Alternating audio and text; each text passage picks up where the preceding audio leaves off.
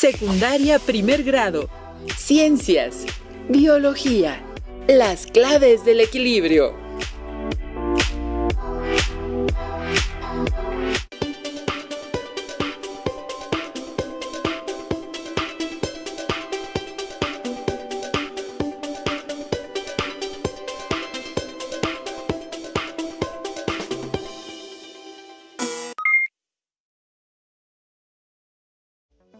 Bienvenidas y bienvenidos. ¿Listos para conocer más sobre el emocionante mundo de los seres vivos y sus interacciones? Soy la profesora Jacqueline Carlón Molina y me encuentro en compañía del profesor Enrique Acevedo Herrera. Y en esta sesión de la asignatura de Ciencias, Biología, seguiremos desarrollando el aprendizaje esperado. Infiere el papel que juegan las interacciones depredador-presa y la competencia en el equilibrio de las poblaciones en un ecosistema.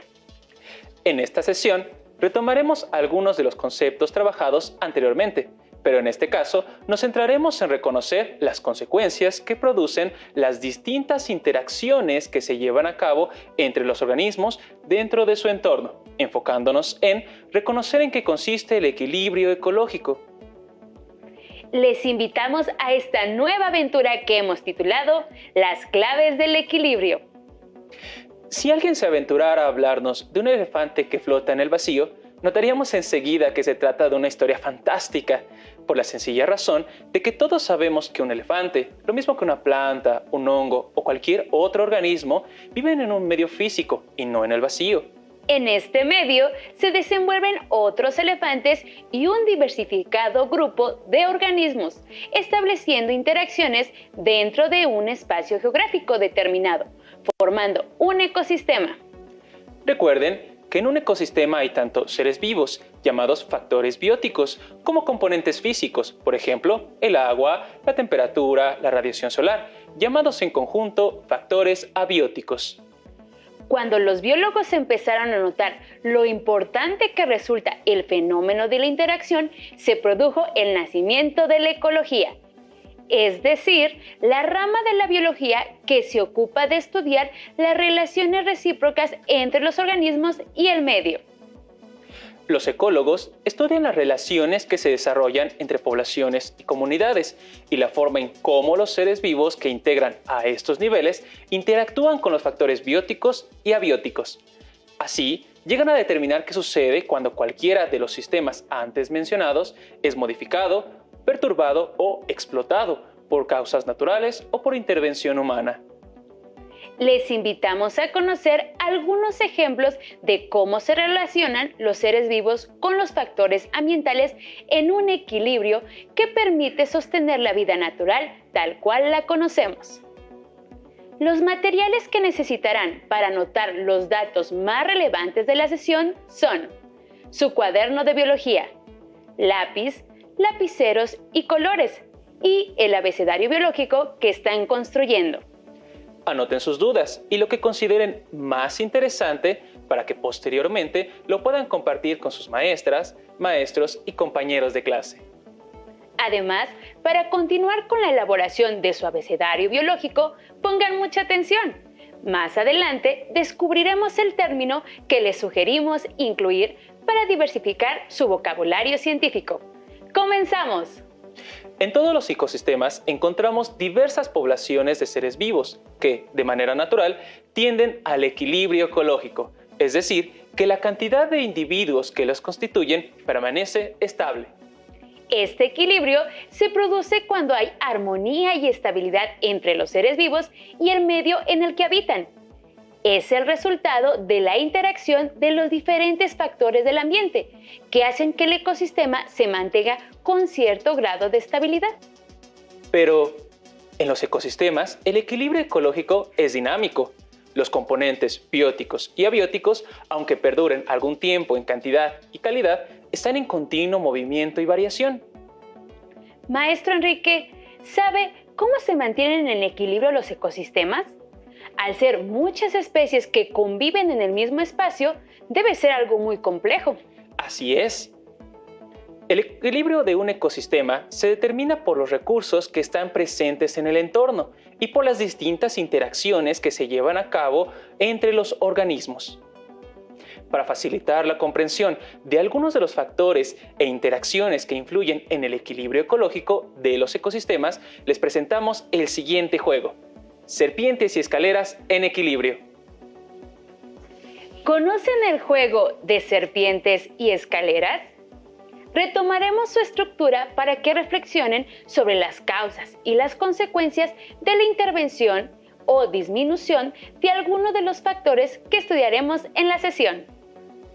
Con ayuda de este juego, vamos a destacar que el tamaño de cualquier población resulta de la interacción entre dos grandes factores que determinan la cantidad de nacimientos y muertes dentro de las poblaciones: el potencial biótico y la resistencia ambiental. Cabe mencionar que ninguno de estos dos factores está representado solo por serpientes o escaleras. Veremos que el potencial biótico y la resistencia ambiental no los podemos clasificar como buenos, escaleras, o malos, serpientes, ya que los dos contribuyen en el mantenimiento de un ecosistema en equilibrio, como lo veremos enseguida. Maestra Jacqueline, ¿le gustaría tirar los dados para iniciar con el juego? Claro que sí, maestro. Vamos a ver qué me sale. ¡Qué bien! Obtuve 6. Miren, llegué a la casilla que tiene la escalera. ¡Qué buena suerte tengo! Ya que puedo subir hasta el número 17. Maestra, si observa con atención, se puede dar cuenta que las casillas a las que llegó representan los beneficios del potencial biótico. Exactamente, maestro, ya que las casillas 6 y 17 muestran cómo una pareja de elefantes puede dar origen a otros semejantes, gracias a su capacidad de reproducción, misma que tiene el objetivo de evitar su extinción. Es oportuno mencionar que hace aproximadamente 150 años, Charles Darwin identificó que el potencial reproductivo de las especies es muy alto y en su libro El origen de las especies nos explica que el elefante es considerado como un animal que se reproduce más lento entre todos los conocidos. Si este organismo empieza a procrear a los 30 años y continúa haciéndolo hasta los 90, produciendo en este tiempo 6 hijos y cada uno de ellos produce la misma cantidad de descendientes, después de un periodo de 740 a 750 años, habría aproximadamente 19 millones de elefantes vivos descendientes de la primera pareja. Si es tan amplio su potencial reproductivo, ¿por qué esta especie se encuentra en peligro de extinción? En condiciones naturales, existen múltiples barreras que actúan como factores limitantes y que determinan que la población de elefantes se mantenga en un nivel estable, por ejemplo, sus depredadores. Lamentablemente, el ser humano ha promovido una disminución drástica en la cantidad de estos organismos, debido a la caza furtiva, impidiendo la regeneración de la población de elefantes, llevándolos cerca de su extinción. Con este ejemplo, llegamos a entender al potencial biótico como la cantidad máxima de individuos que puede aumentar en una población, donde las condiciones permitan muchos nacimientos y un mínimo de muertes. Es necesario destacar que son muchos los elementos que influyen en el potencial biótico. Algunos son la edad a la que el organismo se reproduce por primera vez, la frecuencia de la reproducción, el número promedio de descendientes producidos cada vez que el organismo se reproduce. Otro ejemplo mostrado por Darwin es el caso de la mosca. Tomando en cuenta la edad a la que se reproduce y la frecuencia a la que lo hace, podemos llegar a calcular que de una sola mosca hembra que produzca 120 huevos, la mitad de los cuales desarrollarán hembras, al cabo de 7 generaciones originaría casi 6 billones de moscas, todas descendientes de una sola hembra. Si este es el resultado de una sola mosca, ¿por qué crees que las moscas no han logrado sobrepoblar la Tierra? Si llegaron a pensar en que existen depredadores que se alimentan de ellas y factores ambientales como el frío que limitan la rapidez de su reproducción, han realizado una excelente reflexión. Ahora es mi turno de avanzar, maestra. Adelante, maestro. Vamos a ver qué le toca. Miren, obtuve un 12. ¡Excelente! Oh no, una serpiente. Me hace caer a la casilla número 2. ¡Qué mala suerte tengo! Maestro, no se sienta triste. Observe que en su turno nos ayudará a comprender que si bien es cierto que la capacidad reproductiva ayuda a las especies a evitar la extinción, también debemos considerar que si el crecimiento de una población supera por mucho la capacidad de organismos que su medio ambiente puede sostener, el entorno no lo soportaría por mucho tiempo, ya que en esta situación todos los organismos demandarían alimento, espacio y refugio, haciendo probable que se destruyan recursos esenciales que tal vez jamás puedan recuperarse. Está bien. De esta manera, podemos recordar que el aumento descontrolado de las especies ocasionaría una disminución tanto en los recursos del entorno como en la población.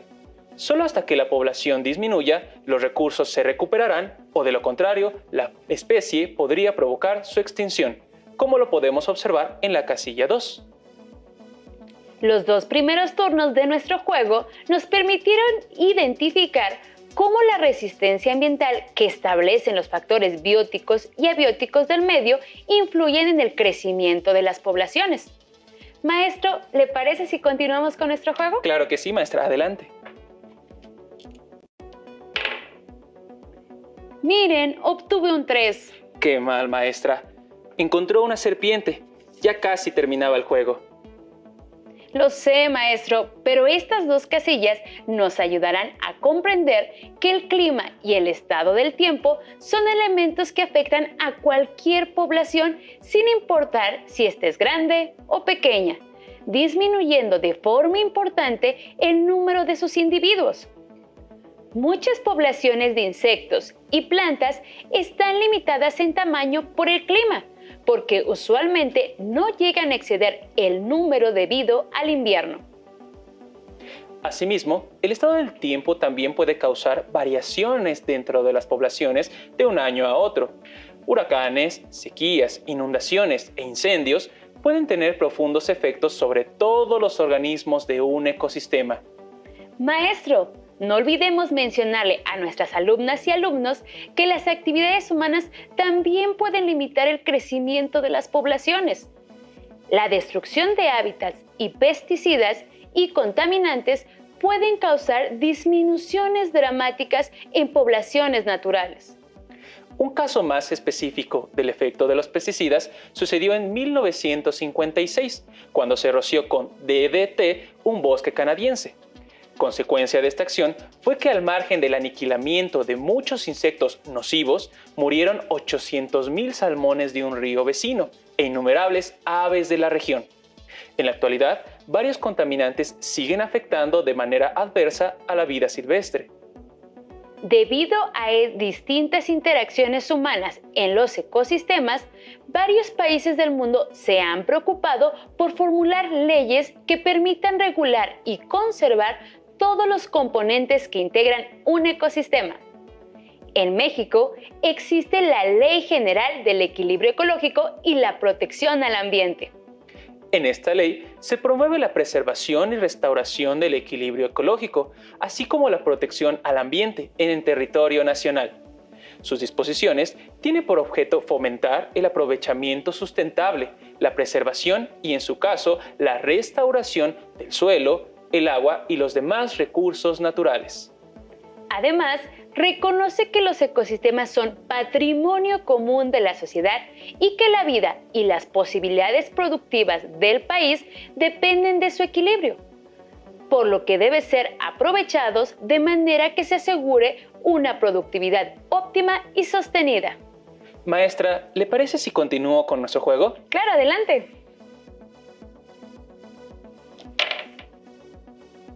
¡Qué bien! Puedo avanzar 9 espacios.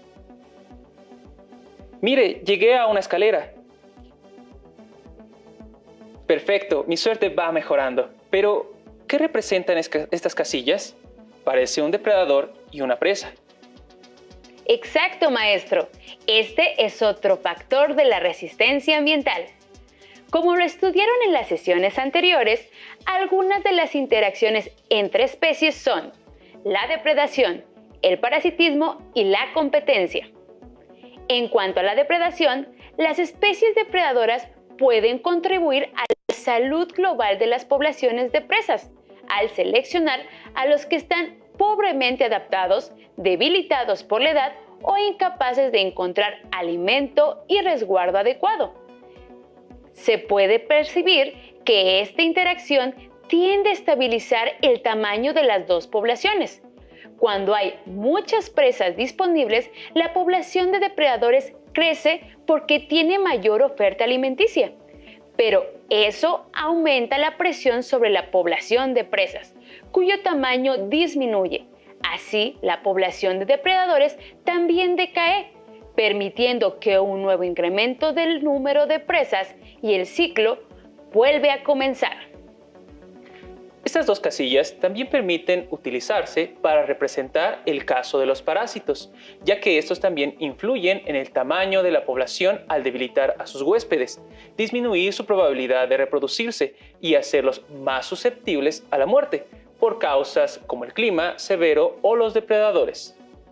Los parásitos, como los depredadores, suelen contribuir a la muerte de los individuos menos aptos, lo que produce un equilibrio en el que la población de huéspedes es regulada, mas no eliminada. Sin embargo, cuando distintos organismos utilizan el mismo recurso que se encuentra en cantidad limitada, el resultado es la competencia. Hemos visto anteriormente que esta interacción puede ocurrir entre individuos de una misma especie, intraespecífica, y entre individuos que pertenecen a poblaciones de distintas especies, interespecífica. Mire, maestro, avancé 6 espacios. ¡Ay, qué mal! Nuevamente una serpiente. He llegado a la casilla 4. Creo que hoy me levanté con el pie izquierdo. Sin embargo, puedo reconocer que en estas casillas se representa la competencia entre los organismos. La competencia suele ser más intensa entre organismos con necesidades y estilos de vida similares. Las plantas compiten con otras plantas por la luz y el agua. Los herbívoros compiten con otros herbívoros por plantas o algas de las que se alimentan. Las aves compiten con otros entre sí por sitios de nidificación. La competencia puede reducir el éxito reproductivo de los individuos que interactúan. En ambos tipos de competencia, uno de los competidores obtendrá más recursos que el otro y en ocasiones llevará a la extinción al organismo más débil. Esto me recuerda al caso de las infestaciones por Polilla limantria del roble, que son plagas habitualmente del noreste de Estados Unidos. Su población crece demasiado rápido y agota su fuente de alimento antes de que completen su metamorfosis en mariposas y alcancen las etapas reproductivas. ¿Qué tipo de competencia se presentó en este caso y qué efectos tendrá esta en la población de polillas? Exactamente. En la población de orugas, la competencia intraespecífica conduce a la muerte masiva de la gran mayoría de los individuos inmaduros, orugas, que no llegan a obtener alimento, ya que la cantidad de organismos en general no dependerá solo de su potencial reproductivo, sino también de sus relaciones con el entorno, ya que las poblaciones deben luchar entre sí para obtener los recursos que les permitirán sobrevivir. Maestro, creo que ahora usted tiene mayor probabilidad de ganar. No lo sé, maestra. En este juego todo puede pasar. Mire, obtuve un 3. Pero maestro, observe que puede subir a la casilla 22 porque cayó en una escalera. Es cierto. Pero, ¿qué representa esta imagen? En esta imagen se observan a unos lobos moviéndose como si estuvieran migrando o dispersándose, lo que los lleva a obtener más alimento en otras zonas, como lo representa la casilla 22. Lo cual me recuerda que para disminuir la competencia intraespecífica, cuando hay escasez de recursos debido al aumento del tamaño poblacional, algunos individuos se ven obligados a migrar o dispersarse para encontrar nuevas y mejores zonas, en busca de alimento o refugio. Así es. También un comportamiento típico de los depredadores es el de migrar a zonas con mayor abundancia de presas, lo cual deja a las áreas donde escasean con menor presión de la depredación, lo que ayuda a que se reponga la población de presas. Tengan presente que el depredador no agota su alimento. Esta situación implicaría su propio fin. Y hablando de fin, ¿qué le parece si terminamos nuestro juego para saber si habría un ganador antes de que termine la sesión? Claro que sí, maestro. Vamos a ver si tengo oportunidad de ganar. Excelente.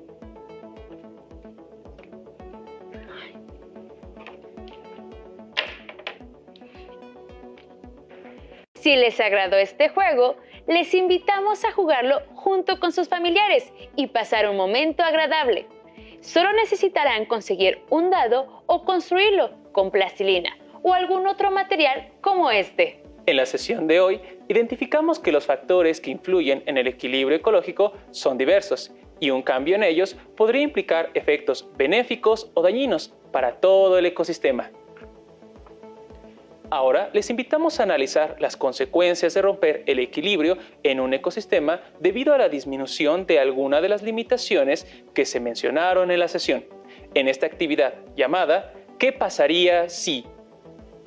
Les presentaremos una imagen que deberán observar con atención, ya que seleccionaremos un factor biótico o abiótico y a ustedes les tocará imaginar ¿qué pasaría si se eliminara?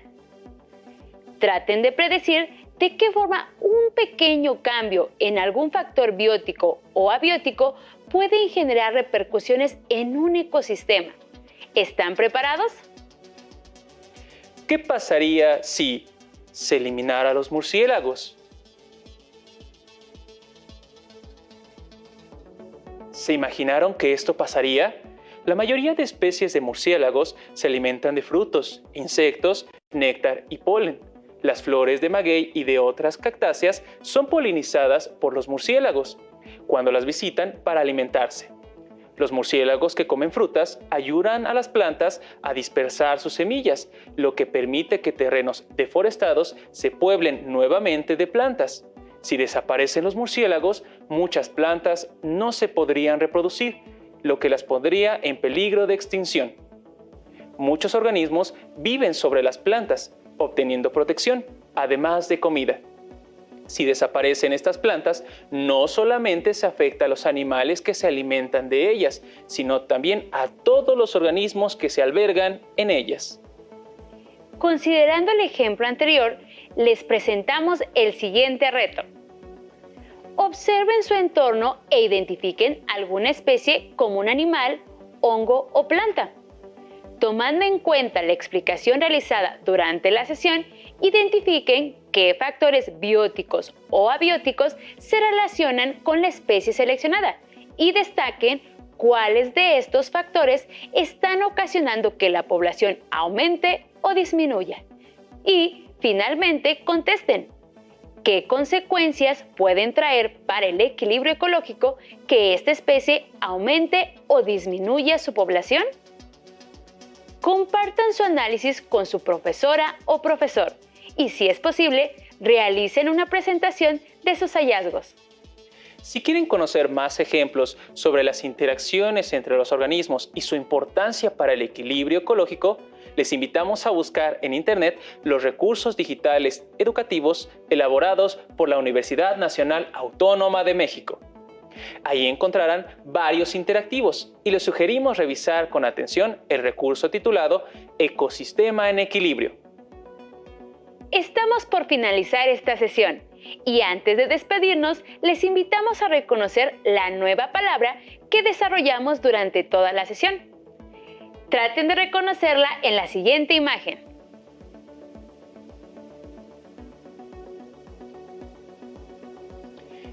¿Ya identificaron la palabra equilibrio ecológico?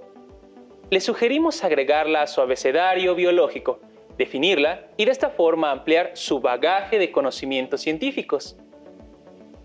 ¿Qué les pareció la sesión?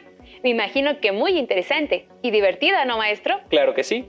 No olviden que el conocimiento, las habilidades y actitudes que desarrollen en esta asignatura deben promover su participación en la toma de decisiones informada y considerando la importancia de mantener el equilibrio ecológico.